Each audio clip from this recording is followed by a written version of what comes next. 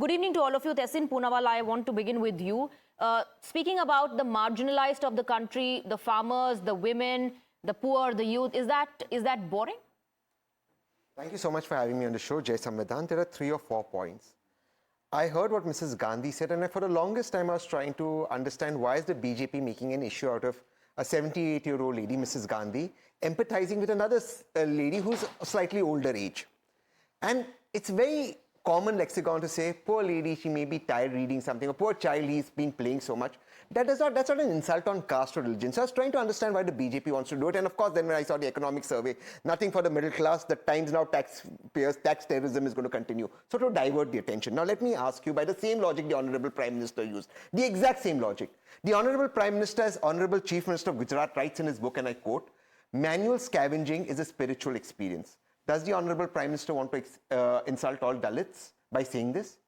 The Honorable Prime Minister spoke about my friend's deceased wife, Sunanda Pushkar, that she's a 50 crore ki girlfriend.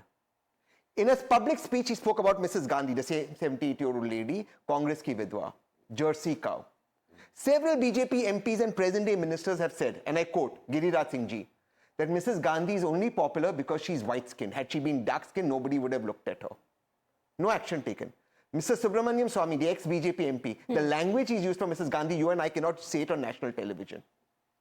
Are you saying that those public utterances are as bad as in private talking to your family, saying the poor lady may be tired, and I guess it was tired? I don't believe the speech was boring. That can be an individual opinion. How does that become an insult to a tribe? But if that is, and the BJP is offended, they have a right to. And I say, okay, you shouldn't say that. Will the BJP spokesperson say what the Honorable Prime Minister said, and I quoted him verbatim, is wrong? That is the difference. The BJP wants to do politics. One last time. The only reason they are doing politics is because they don't want to discuss your tax breaks that the middle class is not going to get tomorrow. Tax terrorism and GST extortion. Dr. Ajay Alok, please respond. This is just a diversionary tactic that you are bringing in this angle of insult to the topmost constitutional post. I know Tehseen will never agree to what we are saying, because he's quite habituated, like the other Congress people, going to Khan Market and India International Center and in a regular conversation, oh, that poor thing, oh, that poor fellow. That comes naturally from within. But can you give me one answer, Tehseen? A leader of opposition of this country, who after listening to President joint session of Parliament, he comes out and says, boring. It's boring.